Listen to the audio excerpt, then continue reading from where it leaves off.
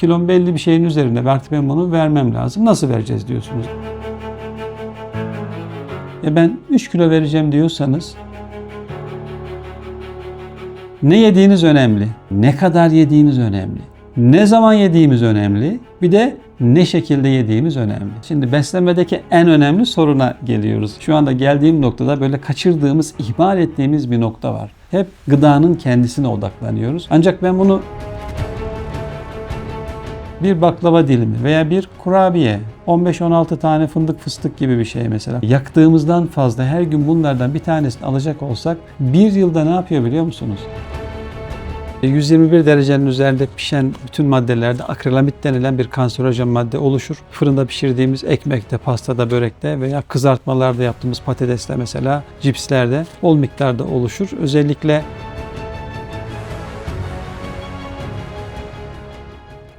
Sizi tanıyalım. ben Selçuk Üniversitesi Tıp Fakültesini bitirdim. Biyokimya doktorası yaptım.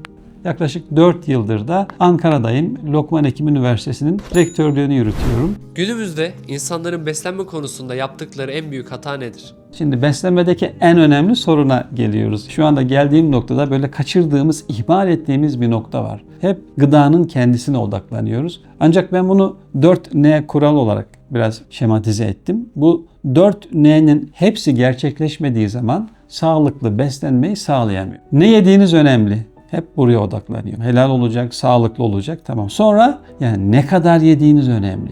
Abartırsak, ihtiyacımızdan fazla yiyecek olursak o gıda bize zarar veriyor. Ne yediğimiz önemli olduğu kadar ne kadar yediğimiz önemli. Ne zaman yediğimiz önemli. Bir de ne şekilde yediğimiz önemli. Tam yapmamız lazım. Bu 4 kuralın hepsini yerine getirmemiz lazım. O yüzden burada hataya düşürmek çok kolay. Ve yemek yeme gerçekten çok insana zevk veren bir şey yani. Kendimizi ve arzularımızı tanımayıp da istediğimiz her şeyi yiyecek olursak, istediğimiz kadar yiyecek olursak, bunların hepsi sağlıklı gıdalar olsa da maalesef biz golü yemiş oluruz arkadaşlar. Ne zaman yediğimiz önemli ya. Öğünler şeklinde besleneceğiz arkadaşlar. Bu bir öğün yiyebilirsiniz günde, yeter. 2 öğün yiyebilirsiniz, yeter. 4 öğün bile yiyebilirsiniz. Bu tamamen sizin metabolizmanıza, yaşınıza, işinize, cinsinize bağlı olarak değişir. Ama öğünlerin arasını tamamen boşaltacağız. Ve öğünlerimiz de kararında olacak. Uygun zamanlarda ve uygun miktarlarda ve uygun gıdaları tüketeceğiz. Eğer bunların hepsini yapamazsak biz sağlıklı beslenemeyiz. Aşırı kilolardan kurtulmak için ne yapmak lazım? İlk aşamada kilo almamayı bir kere becermemiz lazım. O yüzden içimize gelen bu bizi kandıracak olan düşüncelere bir kere kanmayalım. Kardeşim ben kilomu koruyacağım ama koruyamadım veya kilom belli bir şeyin üzerinde ve artık ben bunu vermem lazım. Nasıl vereceğiz diyorsunuz. Bu bir kere bir azim gerektiriyor. Önce karar vereceğiz. Yani birisi isterse yapar, ben öyle düşünüyorum. Bu hangi iş olursa olsun, yani kilo vermek olsun, kilo almak olsun veya bir iş başarmak olsun. Ya bu yapılabilecek bir şeyse, yolu yordamı belliyse ben bunu yaparım ve hedefe ulaşırım. Benim yaklaşımım budur yani. Ama zor, kolay değil ama onu yapacaksın. Her şeyin bir bedeli var. Ben 3 kilo vereceğim diyorsanız o size bir güzellik, bir sağlık, bir huzur verecekse onun bedelini ödeyeceğiz. Yani o bir şekilde mevcut yeme içme düzenimizde bir değişiklik yapmamız lazım. Ve diyetisyenle görüşmenizi tavsiye ederim. Arkadaşlar bu işini böyle profesyonelce takip edip sizi yönlendirirler. Yapılamayacak büyük hedeflere girip daha sonra pişman olmayalım. Motivasyonu korumak kolay değil. Böyle büyük şeyler yapmamak lazım. O yüzden ben hep diyorum. Yani mevcut kilonu koru önce. Ondan sonra detayları bir daha konuşalım. Bir baklava dilimi veya bir kurabiye bir tane günde. Veya günde bir tane tost, 15-16 tane fındık fıstık gibi bir şey mesela. Kuru yemiş, bir avuç kuru yemiş. Şimdi bunları yaktığımızdan fazla her gün bunlardan bir tanesini alacak olsak bir yılda ne yapıyor biliyor musunuz? Bir yılda size 5 kilo gibi bir yağ birikmesine sebep oluyor. Şimdi hiç fark etmeden oradan abur cubur arada bir şey. Ya bunlar çok önemli. İhtiyacımız olmayan bir lokmayı almayacağız yani. İşin bir de israf tarafı var. Yani şimdi dile getiriyorum da sünnetlemek diye bizde bir tabir var. Çünkü bu sünnettir. Peygamber Efendimiz yemekte artık bırakmamayı bize tavsiye ediyor. Tamam o zaman abi sünnetli onu diyor ya, tabağında bir şey kalmasın diyor. Ya iyi de kardeşim yani sen o tabağa zaten fazla koyarak sünneti ihlal etmişsin zaten. O zaten sünnete aykırı. Bir de onu bitireceğim diye ekstra bir de sünnetle deyip ikinci bir aykırılık yapıyorsun. Onun sünnetle falan bir alakası yok. Baştan zaten bir hata yapmışsın. Onu temizlemek için bir hata daha yapmaya devam ediyorsun. O yüzden hani eğer sünnet tabağı düzgün, yani menüyü düzgün planlamak olarak algılıyorum. Menüyü düzgün yaparsak o sünnetlemektir bence. Menüyü düzgün yapmak, ölçülü koymak ve onu da bitirmek. Yani son bir pirinç tanesi kalmayıncaya kadar bitirmek. Orada bir kırıntı kalmayacak. Ama tabağını uygun yapacaksın yani. Ben burada teşbihte hata olmasın. Mesela ayet-i kerimede ne buyuruluyor? İşte zinaya yaklaşmayın. Niye yaklaşmayalım? Yaklaşırsan yaparsın çünkü. O belli bir şeye yaklaştıktan sonra geri adım atman çok zor. İrademizi kontrol edemeyeceğimiz duruma geldiğimizden geri adım atmamız çok zor. O yüzden baştan onları planlamak önemli. Abur cubur yememekteki irade eğitimini nerede yapacağız? Ya mutfakta abur cubur varsa işte 5 yerine 3 yiyeyim değil. Ya mutfağa abur cubur almamaktır irade eğitimi. İradene sahip olacaksın, mutfağa abur cubur almayacaksın. Şeytan sana onu aldırır, sonra yedirir. Sonra bir daha aldırır, bir daha yedirir. Yani çünkü çok güçlü bir arzularımız var. Yeme arzu çok güçlü bir arzu. Ve onunla beraber çalışan nefis şeytan var. Şekersiz içeceklerin sağlığa zararı ve faydası nedir? Zero kola diyor mesela veya şekersiz şeker, şekersiz limonata diyor mesela. Şeker yok gerçekten onların birçoğunda ama tatlandırıcılar var. Tatlandırıcılar dediğimiz bunlar bir kısmı doğal, bir kısmı sentetik tatlandırıcılardır. Sentetik tatlandırıcılar bizim böyle cıs dediğimiz, yani böyle gerçekten kaçınacağımız katkı maddeleridir. Ya bunlar bu dilimizdeki tat reseptörleri var. Normalde şekerin bağlandığı, şeker dilimizdeki reseptöre bağlanır ve o sinir sistemiyle beynimize gider. Beynimiz o tadı alır. Yani tatlı olarak onu hisseder beynimiz. İşte o dilimizdeki tat reseptörüne bu bağlanan kimyasal maddeler. Bunlar normalde doğada olmayan, tamamen laboratuvarda üretilmiş maddelerdir ve onlar çok güçlü bağlanır ve şekerden 50 kat, 100 kat, 500 kat, 1000 kat daha çok tatlılık hissi verir beynimize. Dolayısıyla bunlardan çok az miktarda kullanmak ekonomiktir yani. Bir çuval kullanacağınız yerde işte bir bardak kullanırsınız, aynı tadı verir. O yüzden sanayide tercih edilir, yani gıda sanayisinde.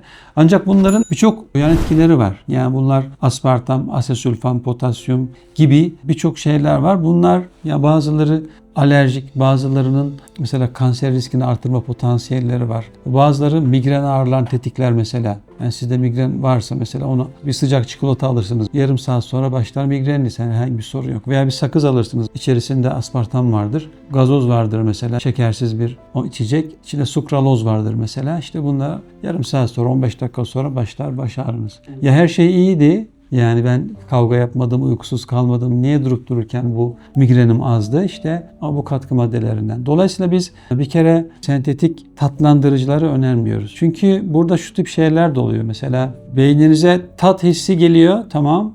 Diyorsunuz ki tatlı geliyor, şeker geliyor ama bünyeye şeker gelmiyor. Yani buradaki hormonal sistemin de aldatılmasıyla ilgili burada bir şey var. Dolayısıyla biz şekersiz ürünlere karşıyız. Şekerli olsun ama az tüketelim. Kalorisi var ya, ben kalori kısıtlaması yapıyorsam ya 2 bardak değil 1 bardak içelim gibi normal şekerli ürünleri, şekersizleri tercih ediyoruz. Kızartmayı sağlıklı şekilde yapabilir miyiz? 121 derecenin üzerinde pişen bütün maddelerde akrilamit denilen bir kanserojen madde oluşur. İçinde özellikle nişasta ağırlıklı ürünlerde daha fazla olur ve fırında pişirdiğimiz ekmekte, pastada, börekte veya kızartmalarda yaptığımız patatesle mesela cipslerde bol miktarda oluşur. Özellikle yani yağda kızartma yerine işte fırında pişirme tercih edilebilir. Bir şekilde haşlama ağırlıklı pişirme yöntemleri sağlık açısından daha çok tercih edilir. Hocam ne yapacağız yani şimdi 120 derecede de ekmek pişmez, mutlaka biraz daha artırmak lazım diyebilirsiniz. Doğru. Yani ekmekte de oluşur. Ama bu ekmekte diyelim ki 1 birim oluşursa cipslerde 21 birim akrilamit oluşur. O yüzden genel yaklaşımımız olarak olabildiğince yüksek sıcaklıkta pişirilmiş gıdalardan daha düşük sıcaklıkta pişirilmiş olanlara biz yöneliyoruz. Marketlerde doğal olarak isimlendirilen ürünler ne kadar sağlıklı? Doğal derken şunu daha çok önemsiyoruz. Yani bir ürün ne kadar çok işlenmişse o kadar sağlığını yitirebilir. Olabildiğince onun doğal halini, işlenmemiş halini biz tercih ediyoruz. Mesela nohut doğal bir üründür ama nohuttan yapılmış nohut cipsi mesela işlenmiş bir üründür. Et doğal bir üründür mesela et ama etten yaptığımız sucuk, sosis gibi ürünler, salam gibi ürünler bunlar işlenmiş ürünlerdir. Bu arada aşırı işlenmiş gıdalar yani doğal halinden uzaklaşmış, ne kadar uzaklaşmış gıdalar tüketirsek bunlar bizim birçok hastalığımız için risk. Hatta ömrün daha kısa olması, kronik hastalıkların daha erken çıkması, mevcut hastalıkların daha kötüleşmesiyle ilgili bunların hepsinin olumsuz etkileri var. Tabii yanlış bilgiler de çok. Kesme şekerle ilgili sorular da geliyor. Yani hocam işte bu içinde bunu beyazlaştırmak için ne kullanılıyor? Bunu böyle küp şeklinde olması için ne gibi katkılar falan diye. Arkadaşlar bunlarda bir katkı maddesi falan yok. Ya bunlar bildiğiniz saf sukrozdur. İçerisinde kemik tozu falan da olmaz. Dolayısıyla yani bunların böyle küp şeklinde olması tamamen üretim aşamasında işte uygun ortamda diyelim ki buharlı ortamda yapılan baskıyla verilen şekillerdir. Dolayısıyla hani biz şeker tüketimini azaltmayı öneriyoruz. Ancak yani bunlarda da öyle bir katkı maddesi yok. Onu da söylemiş olalım. Yemek sonrası soda içmek sağlıklı mı? Soda normal şartlarda böyle hafif asidik bir içecektir. Özellikle soğuk içildiği zaman yani kapağı açılır içildiği zaman asitliği daha fazladır. Yemekten sonra biraz fazla kaçırdığımız zaman özellikle tabii mide şikayetlerimiz oluyor. Orada asitlik de biraz artıyor midemizde. Soda içtiğimiz zaman o midemizin asitliğini biraz azaltan bir etki gösteriyor. Bu açıdan bir rahatlık oluyor. İkincisi de o gazın verdiği bir şey. Asitlik içecek böyle boğazımızı yakıyor. O hissi biz seviyoruz. Sonra bir de midemizde o gazın içerisindeki karbondioksit gaza dönüşüp çıktıktan sonra onun tekrar midemizden çıkması da bize ayrı bir rahatlık veriyor. Dolayısıyla her halükarda faydalı bir şey. İçilebilir. Sade maden sularını öneriyoruz. Ancak eğer tansiyonunuz varsa içerisinde sodyum miktarı düşük olan ürünleri tercih etmenizi tavsiye ediyoruz. Meyveli soda için de aynı şey geçerli mi? Meyveli soda diye bir şey yok. Satılanlar meyveli soda değil yani. Onun içinde meyve yok. Bakarsanız meyve aromalı sodadır o. Onu da öyle ifade edelim yani meyve aromalı sodaları da tavsiye etmiyoruz. Çünkü yani onların gazozlardan farkı yok. Yani onlar da aynı şekilde içerisinde renklendiricileri, koruyucuları, fruktoz, glukoz şurupları gibi bizim önermediğimiz birçok maddeler var. Dolayısıyla yani meyve aromalı sodaya hayır, sadece sade sodaya evet diyoruz. Vitaminli, meyve aromalı sodanın kanserojen etkisi var mı? Şimdi şöyle, bunların birçoğunda koruyucu olarak sodyum benzoat kullanılıyor. Ancak sodyum benzoat kullanmayan meyve aromalı sodalar var. İlla meyve aromalı soda içecekseniz bir kere içerisinde sodyum benzoat olmayanları tercih edin. Beraberinde C vitamini varsa yani bu içeceğin daha vitaminli olması için koyulmuş olabilir veya onun antioksidan etkisinden faydalanmak için koyulmuş olabilir. C vitamini koyulduysa veya bu meyveli gazoz da olabilir. Mesela meyvenin içinden gelen bir C vitamini varsa o C vitamini ve sodyum benzoat bir araya geldiği zaman ısı veya ışığa maruz kalırsa yani mesela kaloriferin yanında kalmış veya güneşte koyulmuş mesela bakkalın önünde, marketin önünde güneşte ısı veya sıcağa maruz kaldıysa kanserojen bir madde olan benzene dönüşüyor. Normalde benzen yoktur ama depolama şartlarına bağlı olarak gelişebilir. Yani illa içeceksek içerisine bakalım sodyum benzoat olmayan meyve aromalı sodaları tercih edelim. Sodyum benzoat hangi tür hastalıklara sebep olur? Sodyum benzoat bir koruyucu madde. Koruyucu derken mikropların çoğalmasını engelleyen bir kimyasal ajan. Yani mikroplar çoğalmıyor. Böylelikle ürün uzun süre bozulmadan dayanıyor. Yani raf ömrü uzuyor. Çünkü ürünlerin bozulma sebeplerinden bir tanesi içerisinde mikroorganizmaların çoğalması. Mikroorganizmalar çoğaldığı zaman onlar bazı zararlı maddeler üretiyorlar. Asit üretiyorlar, zararlı maddeler, toksinler üretiyorlar. Ona bağlı o madde bozuluyor. Sonra besin zehirlenmesi oluyor. Yani mesela hani filanca yere gitti, şunu yedi, zehirlendi gibi. Onun sebebi oradaki mikroorganizmaların ürettiği toksinler. Sodyum benzoatı bu amaçlı kullanıyoruz. Sodyum benzoatın kendisi bir alerji oluşturma potansiyeline sahip. Yani hassas bünyeler için bu önemli. Özellikle astım hastalarında astımı tetikleyebilir. Sonra bu sinir sistemini etkileyebilecek bir özelliği var. Özellikle sentetik gıda boyalarıyla beraber olduğu zaman hiperaktiviteyi artırıyor. Ve gıdanın içerisinde zaten sentetik gıda boyalarının böyle bir özelliği var. Bunlar yapılan çok çalışma var. Mesela sentetik gıda boyası içeren ürünlerin üzerinde çocukların davranışlarını olumsuz etkileyebileceği ile ilgili uyarı olmak zorunda. Sodyum benzoat o etkiyi artırıyor. Hatta yapılan bazı çalışmalarda sağlıklı çocuklarda da onların davranışlarını etkilediğini gösteriyor. Ya bunlar bir şekilde gerek sodyum benzoat gerekse sentetik gıda boyaları bizim sinir sistemimize girerek bizim davranışlarımızı etkiliyor. Kendi sağlığımı bir tüketici olarak korumak adına bunlardan kaçınmanın uygun olduğunu düşünüyorum. Tarladan çatala, tarladan tabağa tüm zincirin sağlıklı olması gerekiyor. Paketli ürün üretiliyor. Mesela bunu zaman zaman duyuyorsunuz mesela. Filanca marka çocuk mamaları piyasadan toplatılıyor. Niye? Çünkü içerisinde şöyle bir mikroorganizma tespit edildi. Yani normal ürünlerde de olur. Bir yerden bir mikrop bulaşmıştır. O paketli ürünlere sızmıştır ve paketli ürünler paketin içinde olduğu için zaten müdahale edemiyorsunuz zaten ve oradan o ürün aslında sizin sağlığınızı bozacak bir ürün olur. Hatta bununla ilgili çok böyle yaygın şeyler de yaşanıyor. Mesela yaygın ishaller oluyor çocuklarda veya erişkinlerde. Dolayısıyla hani bu gıdaların üretim sürecinde veya işte lokanta gibi yerlerde hazırlanıp halka sunulan yemek fabrikalarında vesairelerde yani bütün zincirin böyle A'dan Z'ye kontrol edilmesi lazım. Orada kullanılan bir yanlış malzeme maalesef ürünün veya yemeğin kötü çıkmasına sebep olur yani. Restoran ve marketlerdeki paketli ürünlerin ne kadarı helaldir?